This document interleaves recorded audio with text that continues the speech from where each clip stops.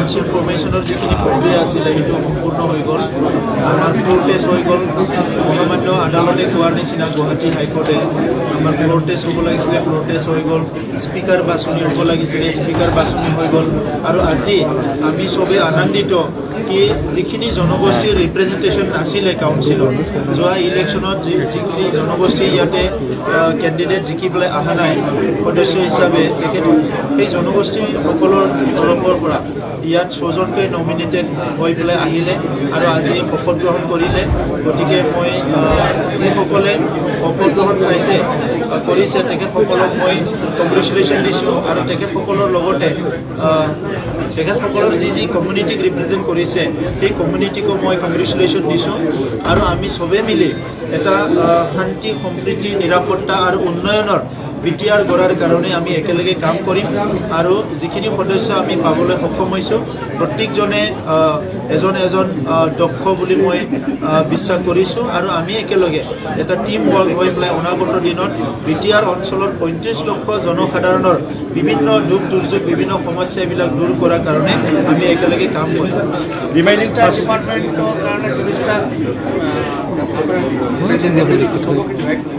কি কৈছে হয় ডিপাৰ্টমেণ্টবিলাক আমি দিম ইয়াৰ কাৰণে আমি আলোচনা কৰি আছোঁ আৰু আমি চব কামে অলপ ভালকৈ ছিষ্টেমেটিকেলি কৰি আছোঁ গতিকে আজি আমাৰ এটা ডাঙৰ এটা প্ৰগ্ৰাম আজি হৈ গ'ল আৰু ইয়াৰ পিছত এতিয়া আমি আলোচনা বিলোচনা কৰি আমাৰ ডিপাৰ্টমেণ্টবিলাক আমি লাহে লাহেকৈ আমাৰ সকলক দিম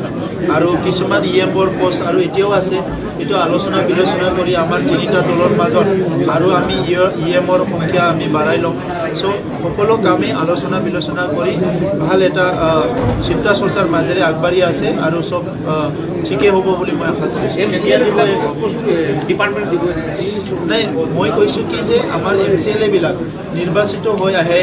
আৰু ৰাইজে তেখেতসকলক ভোট দিয়ে নিৰ্বাচিত হৈ আহি যিসকলে ইয়াত MCLA হিচাপে থাকিব লগা হয় তেখেতসকলৰ বহুত সময়ত কি আছে অলপ মানে কাম নাই একো নাই তেনেকুৱা অলপ হয় তো তেখেতসকলৰ ৰিপ্ৰেজেণ্টেটিভ হয় তেখেতসকলৰ বহুত পটেঞ্চিয়েল আছে কাম কৰিব পৰা কেপাচিটি আছে ইফিচিয়েঞ্চি আছে সেইকাৰণে আমি কৈছোঁ কি তেখেতসকলক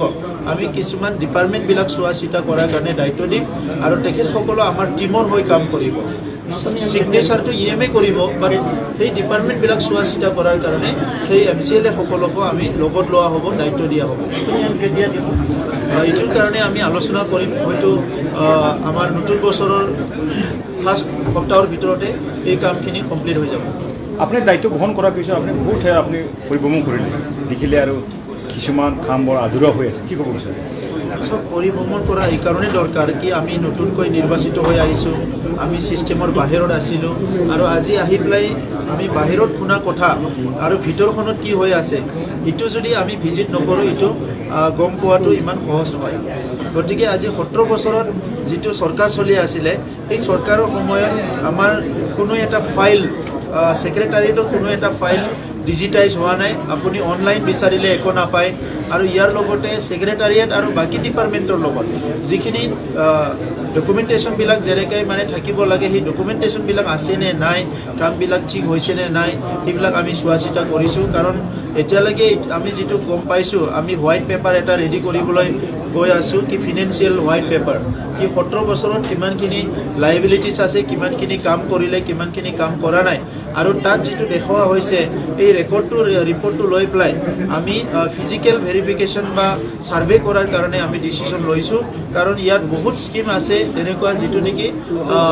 অলপো মানে কাম কৰা নাই কিন্তু ইয়াৰ কাৰণেও এডমিনিষ্ট্ৰেটিভ এপ্ৰুভেল দিয়া হৈছে ইয়াৰ কাৰণেও কি কৰা হৈছে আপুনি ফাণ্ড চেংচন কৰা হৈছে তো সেইবিলাক আজি চোৱা চিতা কৰাটো আমাৰ দায়িত্ব আৰু সেইকাৰণে বিভিন্ন ডিপাৰ্টমেণ্টৰ অফিচবিলাক কেম্পাছবিলাক বা বিভিন্ন স্কিমবিলাক আমি এতিয়া পৰিদৰ্শন কৰিম আমাৰ সকলে ফাৰ্ষ্ট উইকৰ পৰাই যি ডিপাৰ্টমেণ্ট পাব নিজৰ ডিপাৰ্টমেণ্টটো সকলো কাম কাজ চাব আৰু তলত কোন লেভেলত কি হৈ আছে আমি সেইটো চেক কৰিম কাৰণ আমাক কাম লাগে আমাক উন্নয়ন লাগে আৰু ৰাইজে আমাক ৰাইজৰ কাম কৰিবলৈ পঠাইছে সেইখিনি কাম কৰিবলৈ আমি চবেই সাজু হৈ আছোঁ হয় সংখ্যা বাঢ়ে নাই এতিয়া আমাৰ তাত 14টা সংখ্যা আছে আৰু আমি সংখ্যা বঢ়োৱাৰ কাৰণে গভৰ্ণমেণ্টক অলৰেডি আজি চিঠি লিখিছোঁ এতিয়ালৈকে আমি দুজনৰ কথা কৈছোঁ আৰু দুজন ইয়াক বঢ়াব লাগে। Thank you sir thank U